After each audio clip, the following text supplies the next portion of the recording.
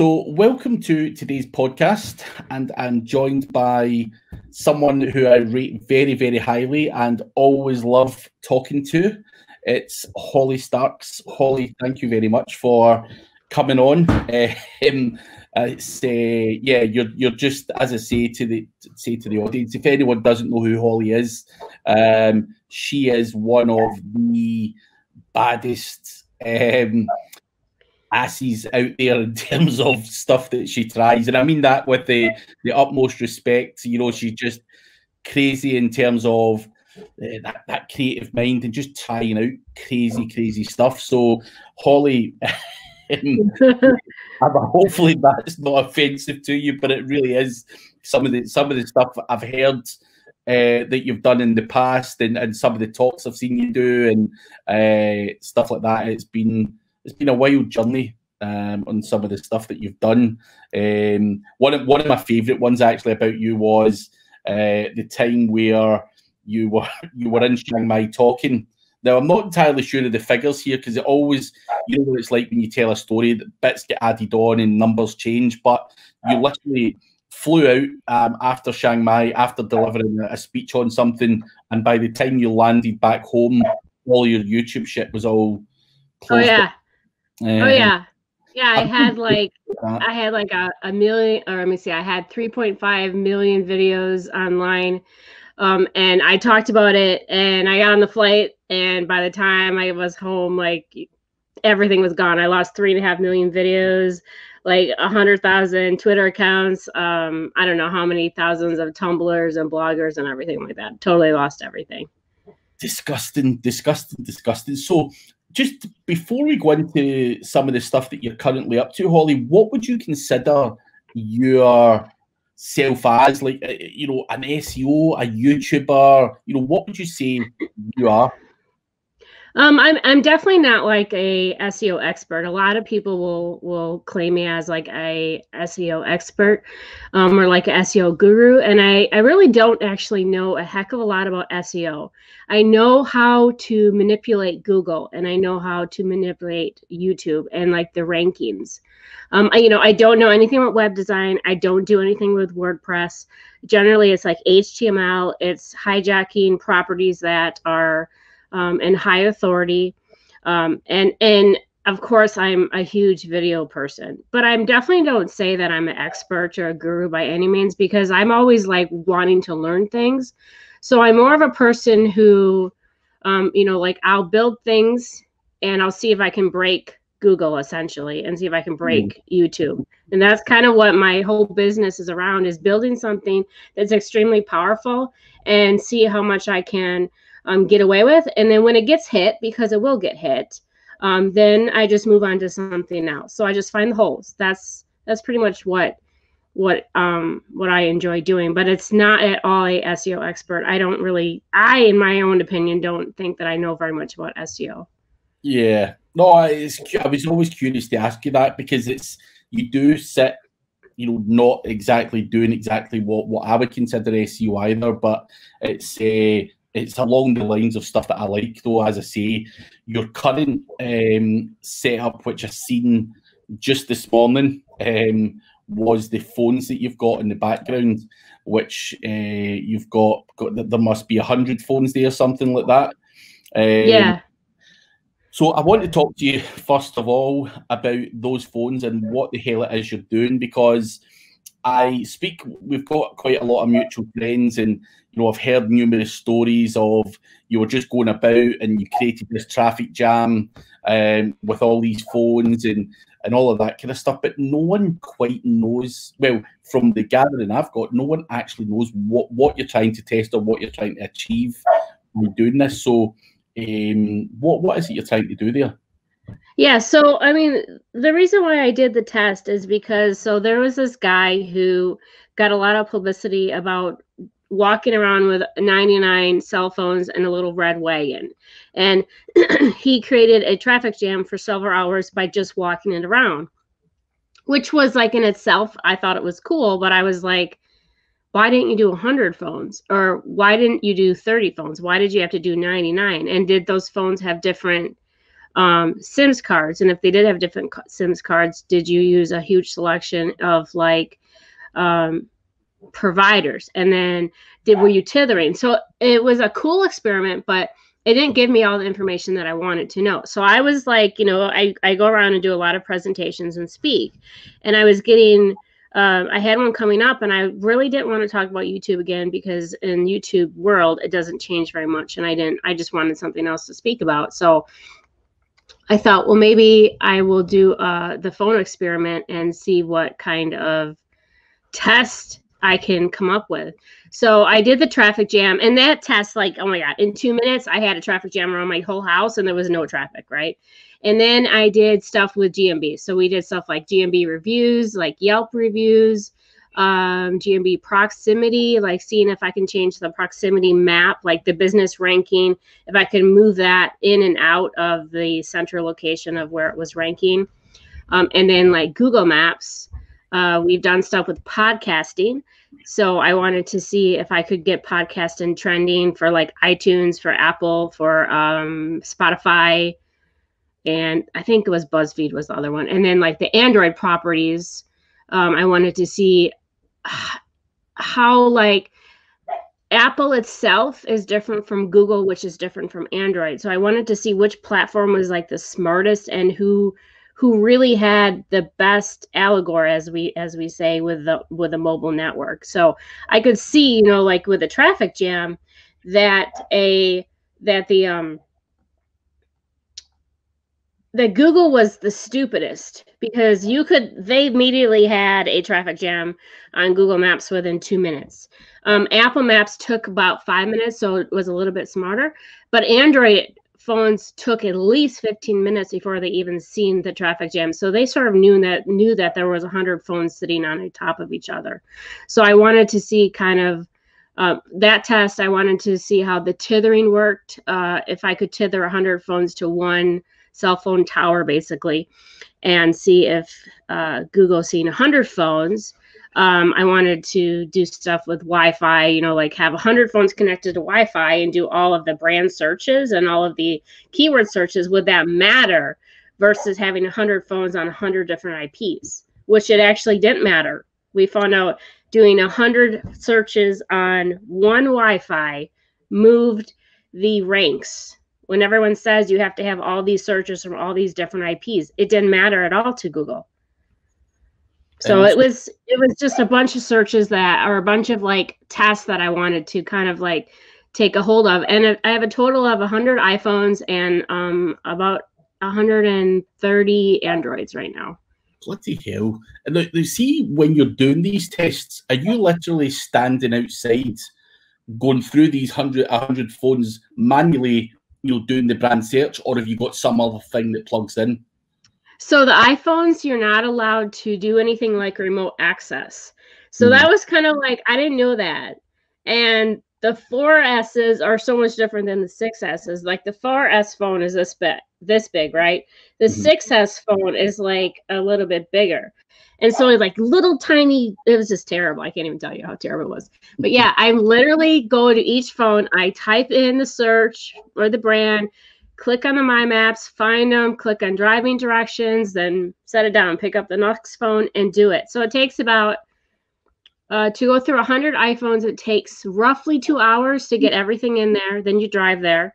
On the Android phones, a little bit easier though, because Android phones don't have it locked down like Apple. So you can use like TeamViewer, but you still have to physically log into each phone to do the searches. There's no app that I've created yet to do it.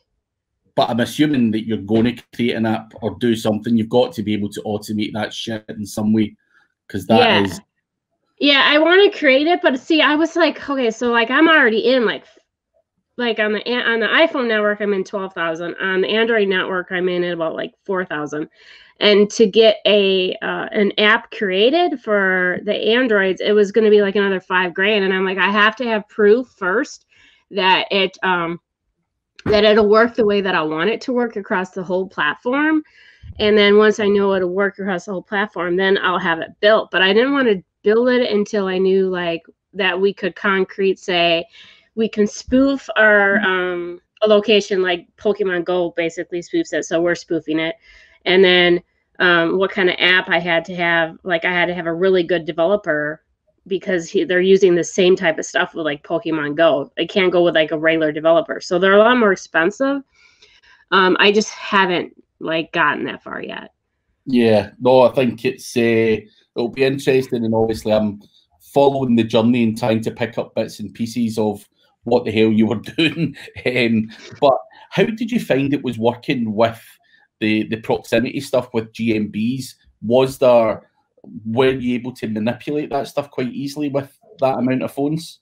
Yeah, so the proximity was like amazing. I'm telling you, like the first test we did. So I'm in Janesville, Wisconsin, and we drove to Milwaukee, which is about 70, 80 miles away from us. And I was like, there's no way that the proximity is going to move because I'm so far out, right? So I took 30 phones with me on my first test. And it was within 6 hours, Craig. It was so awesome. If you brought up a proximity map, you could see the direction I went up on the interstate. So these sides of the proximity map all went from 10s to like 3s and 4s. But the proximity map, like that was straight up and down, that didn't move. So you could tell on the actual path that I drove into the business. Yeah. So it was like within 6 hours, so we ranked for bar and pub and brew pub. And bar has like 2 million searches, I think, or was it pub? But one of them had like 2 million searches. The other one had like 600,000 searches, and went within 6 hours, it was number 13. And it wasn't even in the maps before. Yeah. Interesting. No, I think so. That was going to be the next thing. Obviously, I was going to ask you. You're sharing out all this money to do these tests. How the hell do you monetize that and get your money back? Because surely it can't be a case of Holly spends 20 grand doing a test to see if she can manipulate the kind of stuff. How do you then monetize that? Yeah, so I wasn't actually sure how I was going to monetize it when I first built the test. To be honest, I sort of have a mentality of that I'll just jump in and I'll figure out a way to make money off it. But once I was able to prove that the driving directions in particular worked, we decided that we offered it to businesses. So they fly me over to so I have business in Dallas. So they would fly me to Dallas. And I would drive around for the week, going to their business back and forth in areas they wanted to rank for. And I charge them $750 to $1,000 for the week. So they get like 5 days of driving, like an hour a day. So it's actually was quite easy to make money from it. I had a list of businesses before COVID hit. So like since COVID, I had to kind of put it on pause because a lot of people aren't doing it right now. But so that's one way we're doing. I mean, like we're doing GMB reviews and Yelp reviews, and we're like charging $5. So I mean, like how cheap is that? These reviews stick because they're actual cell phones. So we were able to monetize it that way. And then of course the podcasting, I started getting really big into podcasting groups, and there's so many podcasters that don't know how to rank and don't know how to get in trending. So we've been offering that to the podcasters at really cheap, like $500 for the month to put their podcast in trending. So I guess to me, like, I know how much I spent on it. As long as I double down on that, then I'll make my money back. And if I give up on it, then at that point I give up on it. As long as I make my money back on it, then that's fine. Like the most I've ever spent on a test was I bought 65,000 websites actually, and it was like a penny each. And I did something with, so I'm not like, by any means political, but I bought a bunch of domains about Trump and like where to vote for Trump or where to vote in general. And that was like 4 years ago. And so that has been the biggest expense that I've done. I didn't actually make any money back on the test itself though, because I got banned from like Amazon and that type of stuff. But as long as I don't mind putting the money in, as long as I make the money out. So I that's the best ways I can monetize them right now. After COVID, I think there'll be more ways. We just haven't gotten to that yet. Yeah, no, I think even the fact, because I loved it when you sent me a message saying, "Are you on Are you on iTunes? I want to test if I can rank your podcast." I'm like, yes, and then I realised I bloody wasn't on iTunes. But yeah, I see you are now though. yeah. I think it got approved the other day. But in terms of marketing and stuff like that, people do want the podcast to be trending. They do want, and they can monetize that a lot as well. In terms of having all that traffic. So I think for doing that test and being able to rank podcasts alone is a massive market in itself, on top of the other added value that that you're able to bring to the table there. Because a lot of people, that don't understand stuff, are just like, Holly's crazy. She's just going about with these phones and not money. And I think when you dig deeper, and obviously I've heard you asked me, I want to test your podcast, so I kind of gathered that you were going to be trying to manipulate something. But yeah, I think a lot of people just look at it and go, she is off her head. I think a lot of people do that. Like, I definitely get messages and they're like, what are you trying to do now? And I explain it to them and they're like, I would never have thought of how to do that experiment or why to do it. And I'm like, I'm a person who wants to understand it. Once I understand it, I'm going to move off to the next thing, because it's so easy for me to be able to manipulate things in most cases that I kind of get bored with it. So then I'm like, okay, let's try this test. Let's try this test, But see, with just getting back to the phone situation, so these phones have real SIM cards in them. I take it they're all set up on iTunes. They've got their own individual accounts, their own Spotify's, their own everything. I mean, how much time does that even take to set up? I mean, are you buying these and having to manually do all of that shit yourself? Yeah. So I sort of went. I didn't realize what I was getting into. Let me just say that. But so it takes about 30 hours to set up a network of about, I think it's 50 phones in 30 hours. So like each one of them has their own iTunes account. You actually have to make a Gmail. You have to phone verify the Gmail. You have to have a Facebook account. You have to have a picture that matches the Facebook account, the iTunes account, the Yelp account, the Instagram account, and the Twitter account. So you have to set them all up. You got to download the apps. You have to download the photos. And you're doing it manually. All of it is manual. And I would normally have like a high school team or some high school students doing it with me. But actually, I'm doing it all myself this time. And which is kind of crazy, but I'm kind of enjoying it because it's something new and I'm learning a lot about phones themselves, I guess. So right now I'm just doing it myself. It's taking a lot of time though. And what does the wife say to these things? Is she not like walk in and you've got all these phones all over the floor like, Holly, what the fucking hell are you doing now? Oh yeah, she was the first day she walked in and I had like a stack of 50 phones and she was like, what is this, Holly? I'm like, I don't know. They just show up to the house, So now, like, I had to buy stands to stick the phones in because they overheat if you are driving with them or leave them on for a few hours. They overheat because they're older phones, So I had to buy like a stand for all the phones, and they actually get strapped in the back of my car, so when I turn, they won't go flying out. And so the new phones that I just had arriving this week that you've seen pictures of that I was posting, those ones are arriving at the camper. So I have to quickly open them and get them charged before she gets home. And then I have a big plastic bin, and I'm just like shoving them in there. So she knows the bin's there, but she doesn't know what's in the bin. And I'm like just throwing them in there when she goes to work, then I get it out. But she's not overly happy with me about it, but Yeah. It keeps me out of her hair. You know what I mean? Yeah, exactly. Keep you quiet, doing stuff. But so on the telephone, the phones and stuff like that, you're saying they're older phones, they're overheating. Is there not phone emulators and stuff like that online you can buy to do this exact same thing? So there is one for Androids. It's called GPS emulator. Yeah. I haven't And you can do things like on Knox and BlueStacks, but I haven't myself actually did that before, just because I guess I wasn't sure if I would. I mean, you can't do driving directions where you physically have the phone move by GPS. At least not to my knowledge. I'm sure that there, there might be something out there, but I don't know what there is. So which is why I pretty much do it by hand.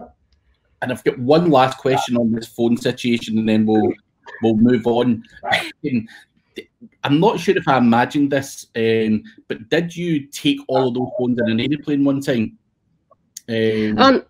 So I tried to take it through TSA, and they denied me and said that you can only take 10 phones through TSA at a time. So I have to, like, so let's say when I fly to Dallas, I have to go to FedEx, UPS. They call hazmat, and they actually call hazmat and ask what kind of battery, the battery weight. I have to have them down to a certain percentage to ship them. So UPS is a little bit more strict. FedEx, they still have hazmat permission, but I can put them all in one box. I just have to make sure they're all turned off and at like 0%. I have to just drain them all the way down because of the batteries. Yeah. No, it's interesting. I was curious to know, because I know there was, I think I seen a picture on Facebook where you said, I wonder if I'm going to get through security with which I was like, there's you can barely take 10 phones through without getting questioned. No, it's interesting. I think, in terms of fake, these could also be used as fake personas for a wide variety of other things as well. If you ever go down to that, so I might buy a few phones myself. You've given me a few ideas. I might be the next phone guy. But on to other stuff. Obviously, your phone testing is all good and well, and you're seeing some good results from it. Is there anything else? Because what I love about you is just all the kind of black hat shit that you do. And I seen you on last week's show with Chris Palmer, and you're like, the baddest shit you've ever done. And Chris is quite reserved in terms of giving that out. But I want to ask you that question. What is the dirtiest black hat thing you've done recently, even if it's over? So yeah, I mean, I like kind of, like pushing the envelope by all means. So something that we're kind of having fun with now is, so with GMB, Google My Business. So what we do is we will download a picture, basically a porn picture, and we'll go to our competitor and we'll put a overlay of their business card on the porn picture with their NAP, and we'll black out the porn picture basically, and then but not, so it's kind of like black on black, so Google will see the porn picture but the actual competitor won't. And we'll upload it back to their GMB, and we'll upload it to like not to their YouTube, but we'll upload it to YouTube with their NAP, and basically they get like within 24 hours, it like just goes nowhere. Like their GMB is not there anymore because it's uploading a porn picture to their GMB. They just don't know it. They think like it's a picture of their business card, but it's not a picture of their business card. They just can't see it because it's black on black. Bloody hell. That's pretty naughty actually. I'm quite simple as well. Yeah, there's obviously, you hear a lot of people talking about GMBs and Google are so clever and stuff like that. But even until like 6 months ago, I had a guy who was just changing the open date of my business to something in the future, and it was taking my GMB down. Yeah.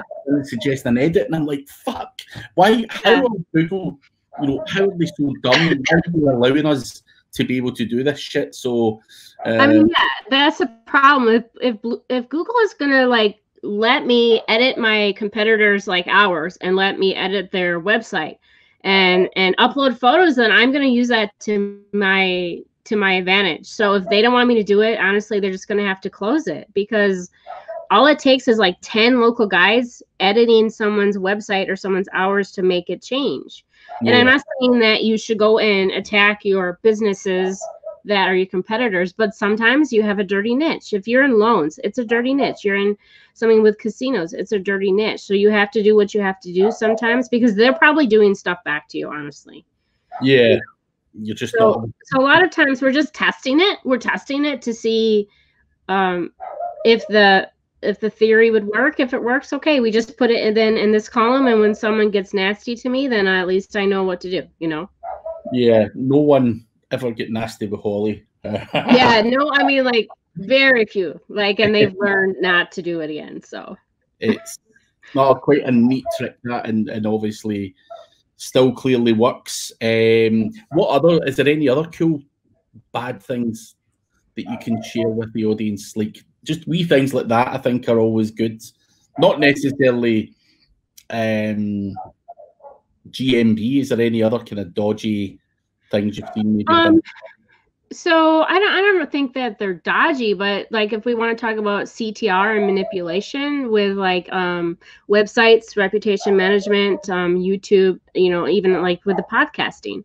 I mean, that's just simple, very quick wins that you can do. You know, you just go and you type in searches in Google. You hire people to type in searches through Google. You can use bots to do it. You just, you know, have them click on your brand, have them click on your on your term, you know, reputation manage it. It's the same with podcasts. You just have them type it in and click on your podcast, do the ratings, reviews, and download it. It's just like engagement. And really, it's not like at all black hat. That's not black hat to me. Black hat to me is like where you're uploading porn to other people's shit. Yeah.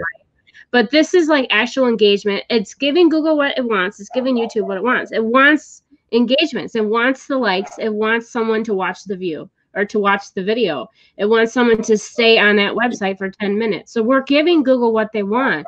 We're just manipulating it with traffic.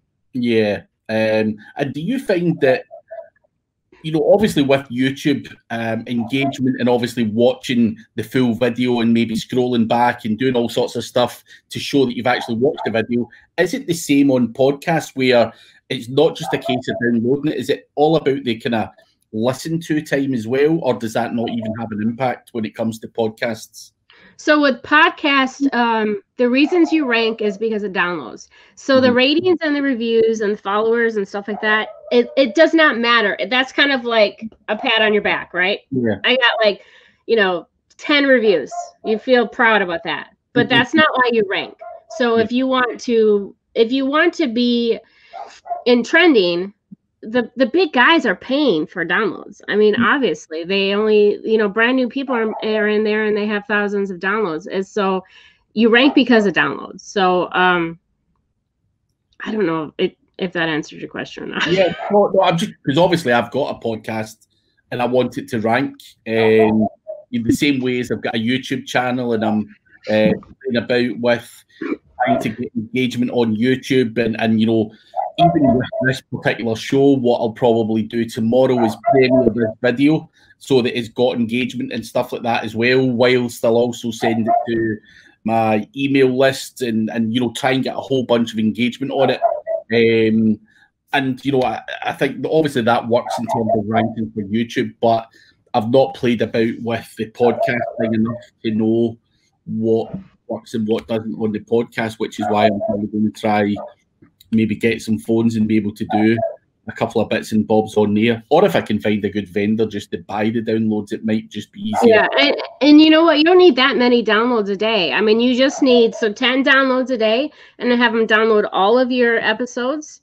Yeah. That's all you need. It's like, it equals out something to be like, you really need to have like 200 downloads a day and you'll get in trending. Yeah. It's pretty easy to do. Bloody hell. Molly is just mad. She's back there barking and barking. Sorry about that. No worries. As long as you're giving good knowledge ones, she can bark as long as she's all good. But yeah, so the podcast stuff is one thing. Is there anything else that you're planning in the future trying to manipulate with these phones? So I don't know if you heard about this site called Market Hunt. No. Okay, so Market Hunt is a site that you can go on and like do like launching courses and products, and you can manipulate it with upvotes essentially, and you can upvote with like cell phones and you know, servers and bots like that. So that might be something that we might look at doing. I don't know a lot about Product Hunt itself, but that's one thing that we are going to look at. Other than that, I don't have any other wild and crazy experiments scheduled. But that said, that doesn't mean I won't like just wake up one day and be like, let's see if we can manipulate this, you know. And I want to talk to you about a couple of your past stuff thing as well. I know you talk about YouTube all the time, and it's probably very you know, for you, because you've said it a million times over and over again, but my audience are mainly a lot of people learning new to SEO. They're training and doing stuff like that, and they don't even consider YouTube as a big thing when it comes to digital marketing. Whereas I'm always now saying SEO might die tomorrow. You've got to have traffic coming from multiple sources. Why the hell would you not use YouTube?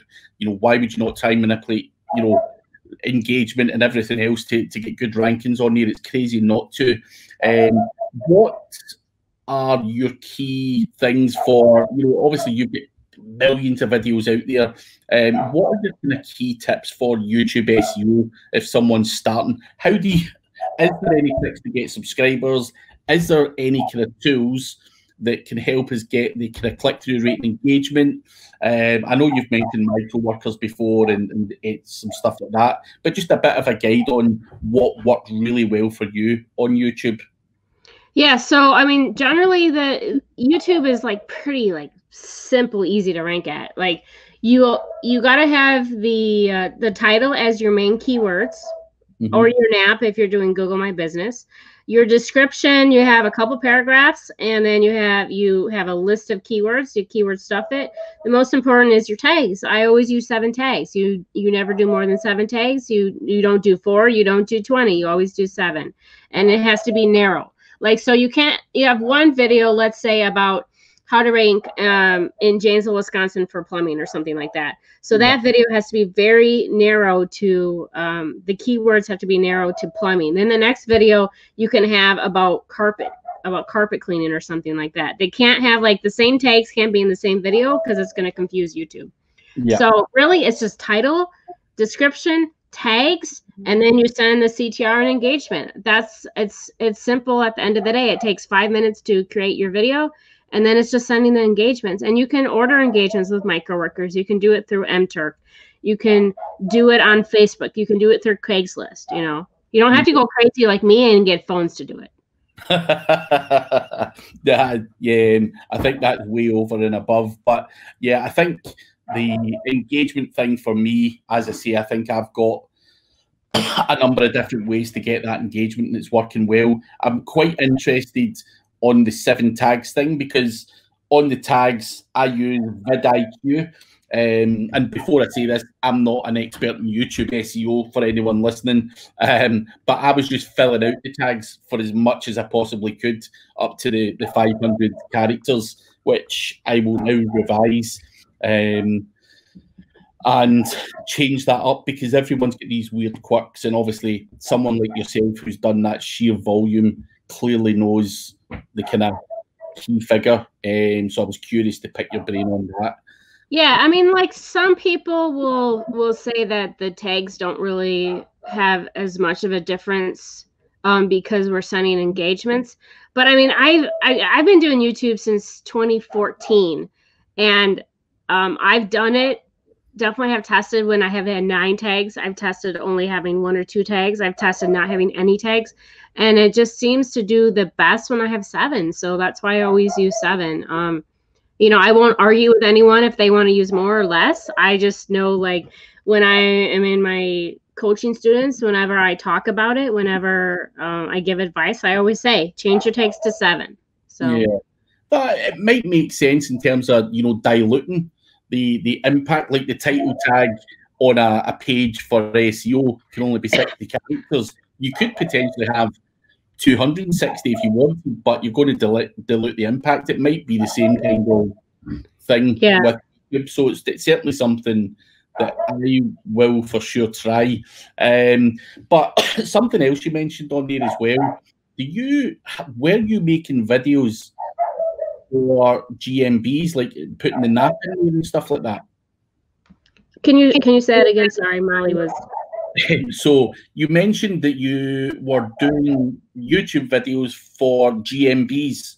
So were you basically using the name, address, and postcode, putting it into a video and uploading some stuff for citation?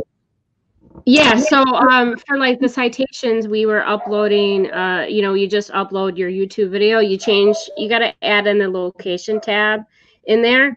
And within once the video goes live, you have your, like, the title is the NAP, the description has the NAP and the GMB URL and the shared URL. And then once it goes live, it gets indexed like within minutes, and that GMB is moved within 5 to 7 minutes, and you get all these new rankings in it. I don't use hashtags. I never use hashtags. I don't think hashtags work or anything like that. Yeah, no, very, very interesting. I've got one last thing, and then I will let you get back to your job. I'm so sorry about that. No worries, no worries. Give us one last big takeaway. You mentioned the kind of porn trick, and you've mentioned a couple of others. But out with yours, anything you've done, what is the dirtiest thing you've seen an SEO or a marketing colleague do? What is the dirtiest thing you've ever seen anyone do? Oh Lord, what is the dirtiest thing?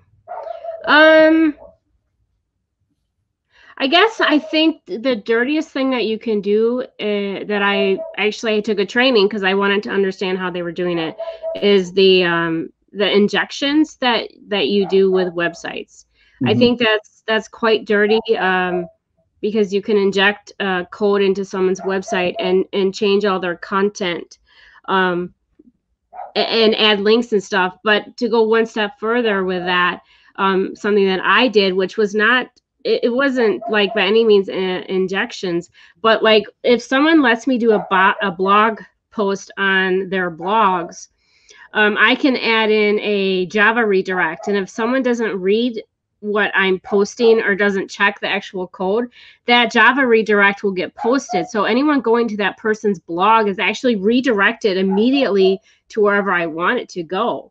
And it's not something that I'm injecting by any means. It's just a HTML code. And I've done it to, I've tested it. I've done it to, like, even, I don't know if I should say who I've done this to, but I've done it to like some big guys who were offering guest blogs and blog posts. And they had lawyer sites, and I just posted a lawyer thing and 301'd it, and their whole entire blog was 301 to where I wanted it to. So I think, like, it's super dirty, but you would think they would read the code, and they're not. Yeah. But why would you? If you're doing a guest post, just copy and paste it or give it to a VA. Yeah. Well, I mean, if you have someone like me and you're just posting it on there, and I have a code on there, it looks like an anchor text, but it's not, Just remind me never, ever, ever to take any content from you. Yeah. But what you've given us a few bombs there, which I'm very much appreciative of, and great insights there, Holly. Where is the best place if anyone wants to reach out to you? Where's the best place to get a hold of you?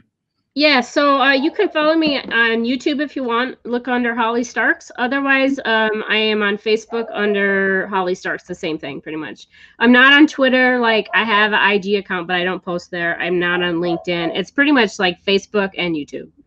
Anything that I post, the experiments I do are always on YouTube, and they're always on Facebook. Guys, make sure you do follow Holly, because she is, as you've seen, someone very worthwhile listening to, and all these little quirks and everything can certainly add to your marketing campaign. Holly, thank you very much for taking the time to come on. It has been a pleasure. Thanks for having me on. No worries. Thank you.